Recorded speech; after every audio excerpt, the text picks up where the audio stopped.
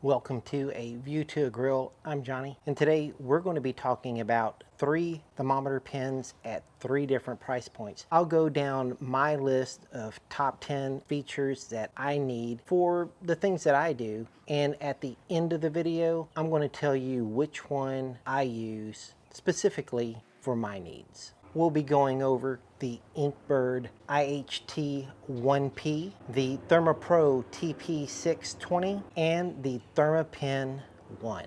Starting off at number 10, magnets.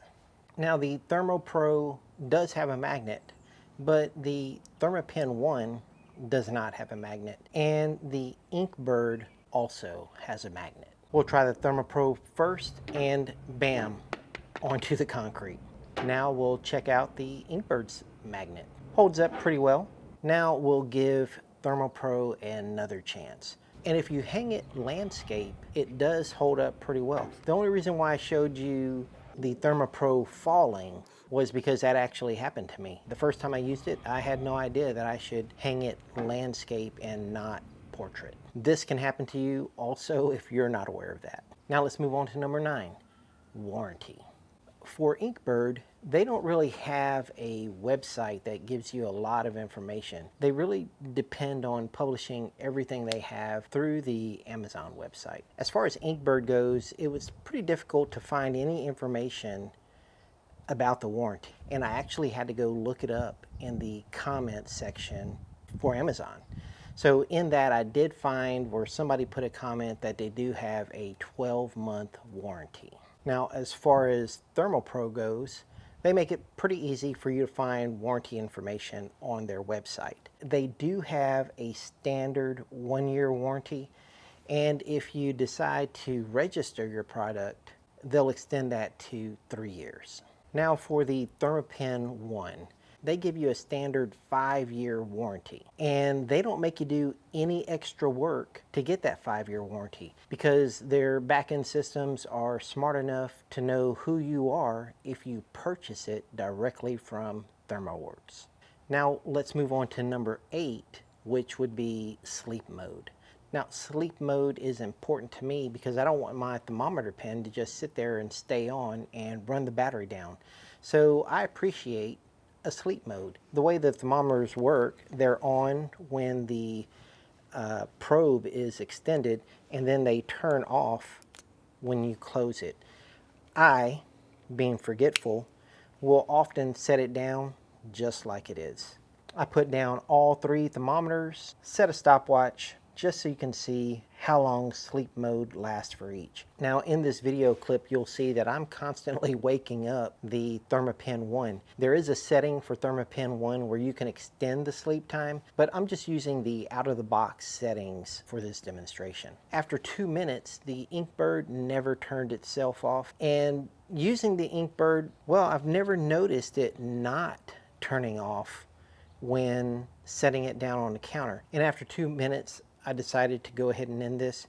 If it does have a sleep mode, it shouldn't last longer than 2 minutes. Now let's talk about number 7, which is a recharge feature. The only one out of the 3 where you can recharge the battery is the Inkbird. And quite surprisingly, I'm not sure why the other 2 don't have that feature. The only thing I could think of was that having that feature gives you another point where water can enter the thermometer. So maybe that's why they don't have it. Inkbird solves that by giving you this little rubber plug that you put in the recharge port. Changing the battery is a pain. It's a lot easier to just plug it into something like a charging block. Now let's talk about number 6. Is it waterproof? I learned more than I thought I would just by researching this one topic. Now if you go to the Inkbird Amazon store, they have this big panel that says IPX5 waterproof. Okay, now I didn't know what IPX5, I don't know what that is, right? Who knows what that is? That's waterproof techie talk. Now if you go to the ThermoPro website, in their documentation, they say that this is waterproof to IP65. What is IP65? Who knows? And then if you go to the ThermoWorks website, they say that they are water resistant IP67. I have no idea what that means either. Now I have to do some research, right? And during research, I learned that there was a difference between waterproof and water resistant. And the fact that Inkbird and Thermopro have mislabeled their products to be waterproof when they should be water resistant. What does water resistant mean? Water resistant means that whatever the product is has the ability to resist water, which is not waterproof. Waterproof means that the product is impervious to water.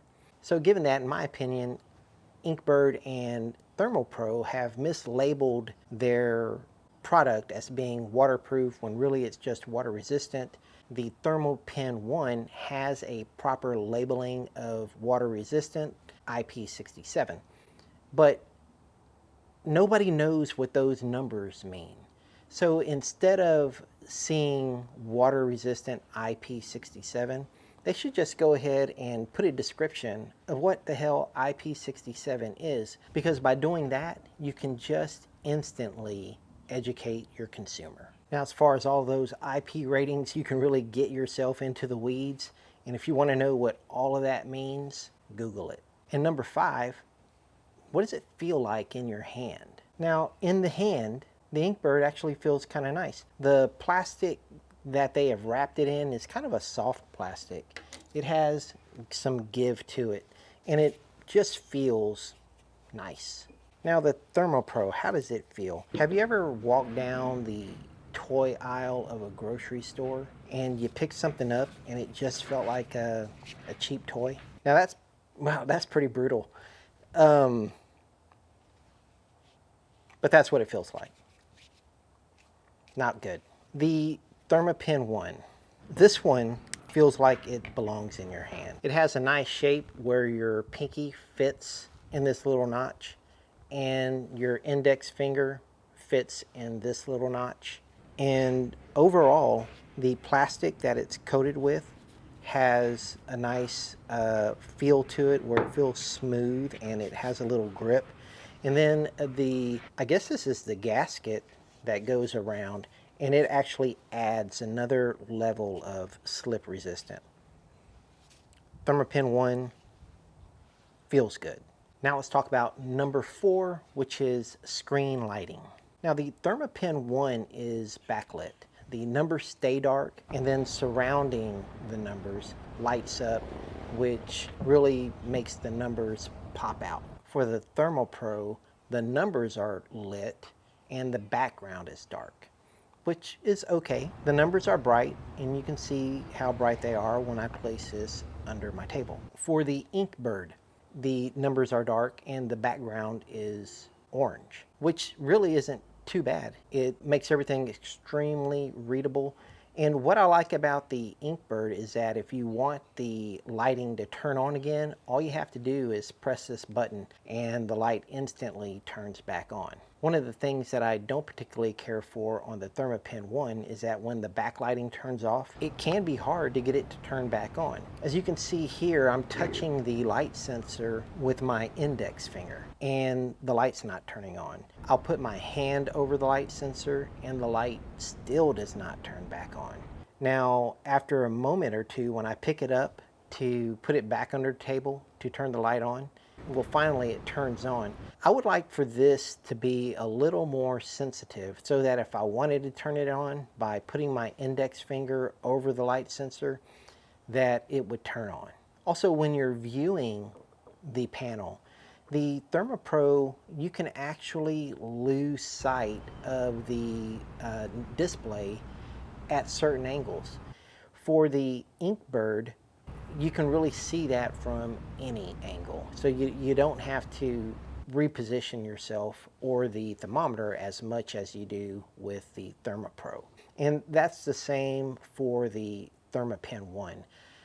You can really see that from all angles.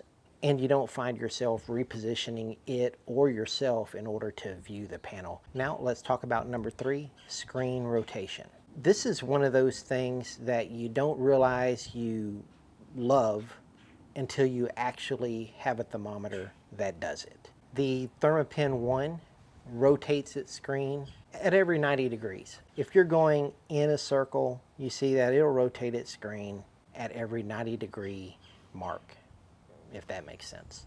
Now the Inkbird thermometer does not have screen rotation at all. The ThermoPro has screen rotation, but only at the 180-degree mark. I didn't think that was a big deal until I got the Thermopen 1, and actually liked the fact that the Thermopen 1 rotates its screen more often. It makes everything easier. It makes reading the thermometer easier. Now, speed to temp is important to me, but I couldn't really find a way to do that here at the house, how to measure that. So I'm just going to trust what they have on their website. But I can tell you why it's important to me. If I have a rack of, 15, 20 thighs or 50 chicken wings, speed to temp is important. For speed to temp for the Inkbird is 3 to 5 seconds. Well, if you have, let's just say 10 wings, well, you're going to be taking temp 30 to 50 seconds, right? At the minimum, if you're that fast. The ThermoPro is 2 to 3 seconds. So you're going to be doing that for at least 20 to 30 seconds. While your lid is open, fresh oxygen is feeding that fire, and now your fire is getting out of control. The Thermopen 1 has an accurate reading of less than a second. So now you're talking about, for 10 wings, less than 10 seconds to probe all of those. Now, of course, you got the time that it takes you to get from one wing to another, but you get what I'm saying. Speed to temp is important. At least it is to me. That's why it's number 2. And finally, the number 1 feature of a pen style thermometer for me is accuracy. And I'll tell you why. Recently, this summer, midsummer-ish, I started entering in SCA competitions. And the first thermometer I used for those comps was this Inkbird thermometer. And for my first, 2 or 3 turn-ins using this thermometer, I was scoring 44, 45 on the doneness category. That's not good. If you score a 45 on your doneness category, you're not winning. You're probably not even in the top 10. So I decided to get a better thermometer, ThermoPro. They say that they are accurate within 0.9 degrees. Now, using the ThermoPro, maybe my score improved. I was getting 46, but the cost difference for 1 point, to me, I wasted my money on this, thinking that it was going to help me improve my score a lot. Did not improve my score. Thermopen 1. This helped me improve my score to 49 out of 50 for that category, for the doneness category. And using this thermometer, I scored my highest score ever overall, scored about 242. Still not good enough in that particular competition to get me to walk. I can't remember exactly, but I believe I placed either 13th or 12th in that particular competition. I've only had 9 stake turn-ins. Each score is getting a little better, but this one at least gave me a run at walking. And you're saying, well, hold on, Johnny. The ThermoPro says it gets you within 0.9 degrees, and this one gets you within 0.5 degrees. How does that make that big of a difference? And I wondered the same thing, actually. So I tried a little test here at home. Now, for that test, I used a glass of ice water. In order to try to make it as accurate as possible, I try to get the thermometer pins to all occupy the same space. The first thing I tried to do was just tie them together, right? And that was a big fail. And then I thought, okay, let me go grab one of the sockets out of my toolbox and stick all of them in the socket. Now, that socket is a 9/16 socket, so they're all pretty close in that glass of ice water. And check out what happens. The ThermoWorks thermometer is reading 45.6. The ThermoPro thermometer is reading 49.1. And the Inkbird thermometer is reading 43.6. They're all relatively in the same space. How can the ThermoPro be off by so much? It's reading too hot. So I'm not sure why there was such a large degree of variance in the temperature. All I can tell you about is my specific use case scenario, steak competitions, where using the Thermopen 1 allowed me to have my highest score ever, 49, in the doneness category of my steak. And that's all the proof I need. Now for the SCA competition world, I should have just bought this one first, right? This is the one to have for comps. For home use, I like the Inkbird. The Inkbird, for its price, exceeds my expectations. I think it's a great thermometer for its price. My biggest disappointment was the ThermoPro. What you get for it does not merit its price, in my opinion. I don't even use this one anymore. I keep this one in my barbecue cart for home use, and I keep this one in my competition cart for competition use. And if you've made it this far through what is possibly the most boring video ever, I really appreciate that. And go ahead and hit that subscribe button. Thank you for watching A View to a Grill. I'll see you guys next time. Take care, y'all.